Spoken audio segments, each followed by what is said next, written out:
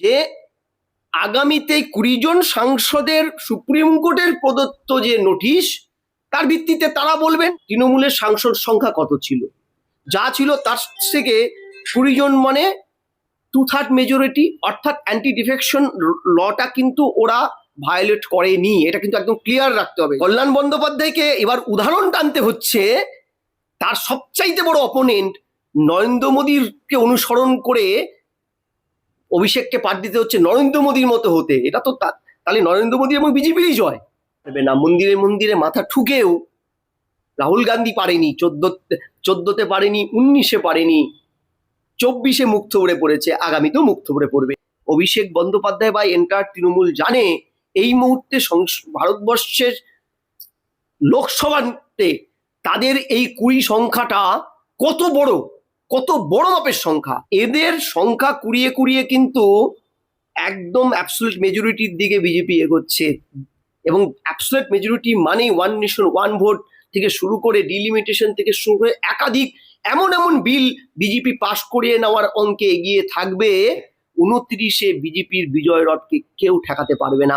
বিরোধী অঙ্কে তৃণমূল সহ একাধিক বিরোধীদের অস্তিত্ব সংকটে পড়ে যাবে, কারণ 29-এর ভোটটা কিন্তু it's very very much crucial one. Partha Chattopadhyay যে বলেছিলেন আমি চুরি করিনি, চোর কোনোদিনও বলেছে চুরি করি? আজ অব্দি পৃথিবীর কটা চোরকে দেখেছো? কোনো চোরকে তারা বলেনি গলায় গামছা দিয়ে হুজুর আমি চুরি করেছি। অপার খাটের তলায় 50-100 কোটি টাকা ভুরি ভুরি সোনা, বিভিন্ন ধরনের খেলনা পার্থর ঘরে, বিভিন্ন টাকা জমি জামা থেকে শুরু করে চাকরি চুরি তথ্য আদি পার্থ নিজের শুধু শিক্ষামন্ত্রীর বকলমে ক্ষমতায় এটা করতে পেরেছে। এটা নিতান্ত অতি বড় ভদ্র মানুষও বিশ্বাস করবে না। অভিষেক বন্দ্যোপাধ্যায় না রেখে রক্ষা কবচ বন্দ্যোপাধ্যায় রাখলেই বোধহয় ভালো হয় সেই হিসাবে। কারণ অভিষেক কি সুন্দর প্রধানমন্ত্রীর সাথে অপারেশন সিন্দুর নিয়ে সারা পৃথিবীতে ভারতের হয়ে প্রচার করে আসলো। আমি ব্ল্যাক জাদু বিশ্বাস করি না, হলে বলতাম তার মধ্যে এমন কোনো মোহিত বিদ্যা আছে যে সমস্ত পুলিশ প্রশাসন, সেন্ট্রাল গভর্নমেন্ট, ইডি, সিবিআই, বিরোধী দল, রাজ্যের মুখ্যমন্ত্রী সবাইকে তিনি হিপনোটাইজ করে রেখে তিনি বহাল তবিয়তে ঘুরে বেড়াচ্ছেন। দলত্যাগী আইন থেকে শুরু করে অন্যান্য যাবতীয় প্রশ্নগুলোর সাপেক্ষে মাননীয় সুপ্রিম কোর্ট তাদের অবস্থান নিশ্চয়ই জানতে চেয়েছে। কারণ সত্যি কথা বলতে এই 20 জন সাংসদ কিন্তু তৃণমূলের ব্যানারে জিতেছে। জনগণ তৃণমূলের ঘাসফুল প্রতীকে ভোটটা দিয়েছে এবং আজকে তারা এনসিপিআই জয়েন করেছে 20 জন, অর্থাৎ টোটাল তৃণমূলের যা স্ট্রেংথ তার মধ্যে থেকে 2/3 মেজরিটি চলে গেছে একটা দলে। এবং সেই দলে চলে যাওয়ার পরে দলত্যাগী আইনের ক্ষেত্রে তাদের কোনো বাধা না থাকলেও কার্যত তারা কি কারণে গেছে এবং দলত্যাগী আইন বা অন্যান্য নোটিফিকেশনে স্পিকার কি কাজটা করেছে তাদের বিরুদ্ধে, এই ব্যাপারটা স্পষ্ট অবস্থান কিন্তু মাননীয় মানে সুপ্রিম কোর্ট জানতে চেয়েছে এই 20 জনের কাছে। এবার এই 20 জন কি আগামীতে উত্তর দেবে? আদৌ এদেরও তো আত্মপক্ষ সমর্থনের জায়গাটা আছে। প্রথম কথা, তৃণমূলের সাংসদ সংখ্যা কত ছিল?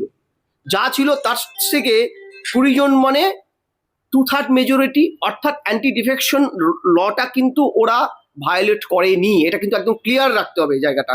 এই অ্যান্টি ডিফেকশন লটা যদি ভায়োলেট না করে থাকে তাহলে ওদের সপক্ষে যে এক্সকিউজগুলো তাদেরও আত্মপক্ষ সমর্থনের জায়গা থাকছে। ওদের তো তোমার সুপ্রিম কোর্ট আজকে অর্ডারে কি বলেছে, এখন অর্ডারটা জেনারেট হয়নি, অর্ডারটা জেনারেট হলে আমরা আরো ক্লিয়ার করতে পারবো।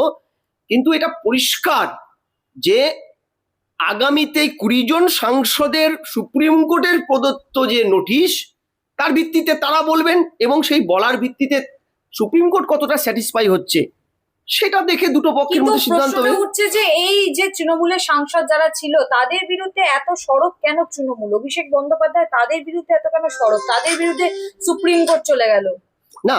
দেখো, আমি একটা কথা বলছি যে সুপ্রিম কোর্টে যাওয়ার অধিকার, হাইকোর্টে যাওয়ার অধিকার, কোর্টে যাওয়ার অধিকার ভারতবর্ষের সংবিধানে প্রত্যেককে পারমিট করা আছে। আমি সেটা প্রশ্নটা হচ্ছে সুপ্রিম কোর্টে এদের নিয়ে গেল কেন?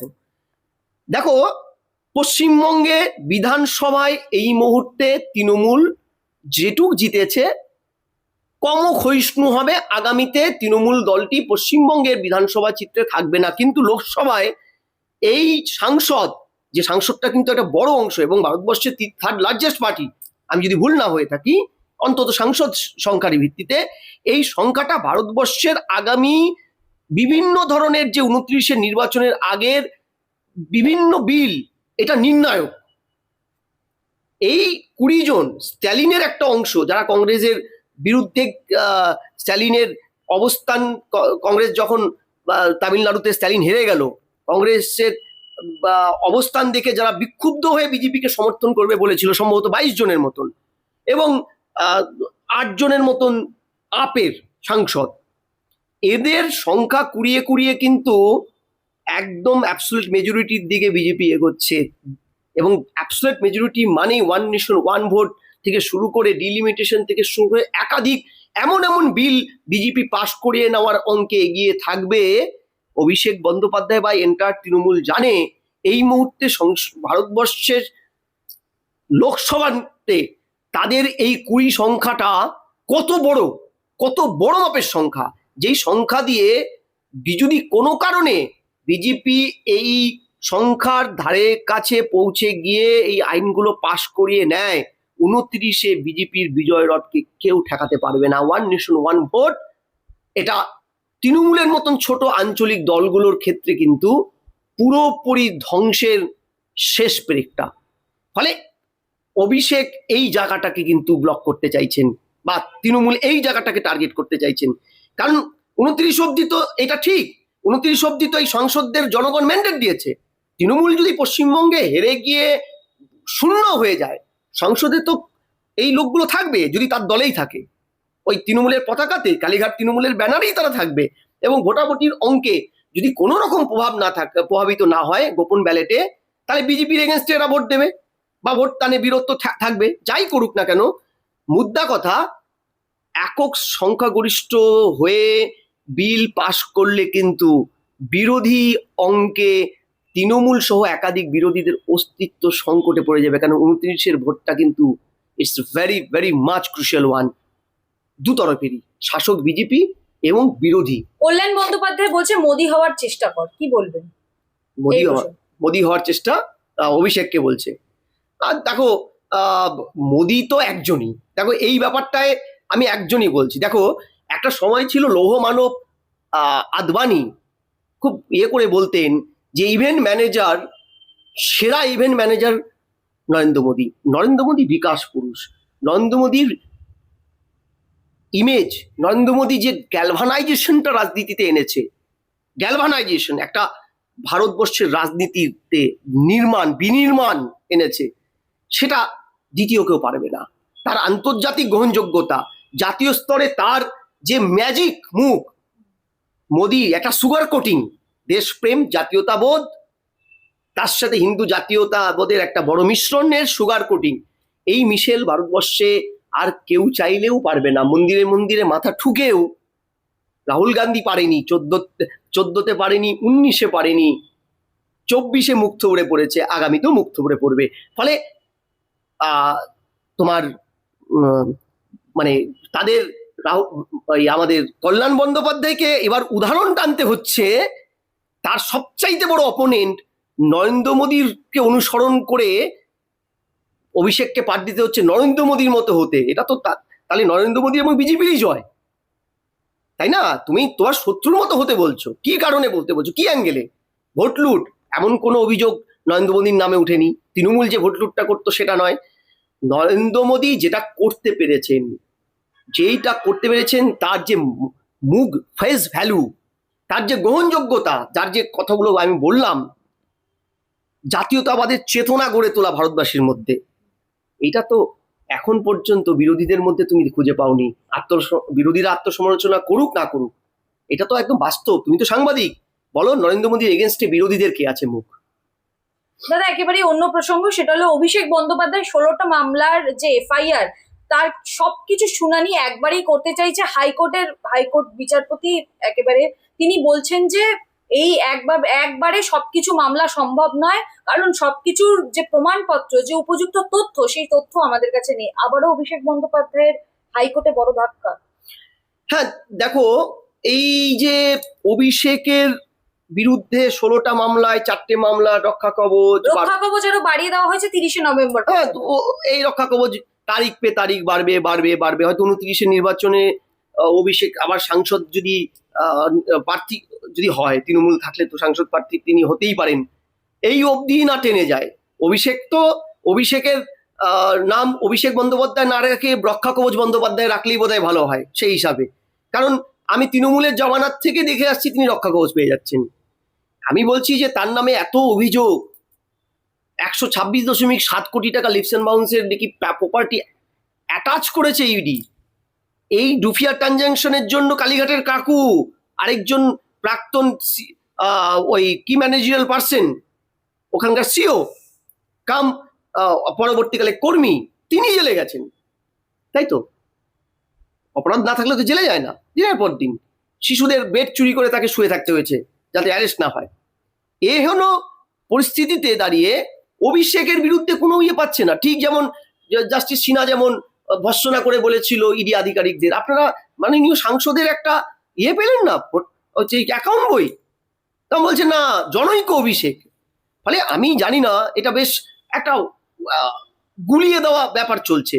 কিন্তু এইটুক বলতে পারি, অভিষেকের বিরুদ্ধে যদি দিনের পর দিন এইভাবেই তদন্তকারী আধিকারিকরা কিছু খুঁজে না পায়, এখন তো রাজ্য পুলিশও তৃণমূলের নয়, তাহলে অভিষেকের বিরুদ্ধে একের পর এক চার্জশিট বা অভিযোগগুলো যদি থেকেই থাকে, তাহলে দিতে অসুবিধাটা কোথায়? দাদা একেবারে অন্য প্রসঙ্গ, এসএসসির ক্ষেত্রে আমরা দেখতে পাচ্ছি যে 830 কোটি টাকা দুর্নীতি হয়েছে গ্রুপ সি গ্রুপ ডির ক্ষেত্রে, আর এসএসসির ক্ষেত্রে হয়েছে আরো অঙ্কটা অনেক বেশি। এবং যে ইডির যে চার্জশিট, সেই চার্জশিটে পার্থ চট্টোপাধ্যায়ের নাম, অর্পিতা চট্টোপাধ্যায়ের নাম, কুন্তল ঘোষের নাম, জনৈক অভিষেক বন্দ্যোপাধ্যায়ের নাম কিন্তু এখানেও নেই।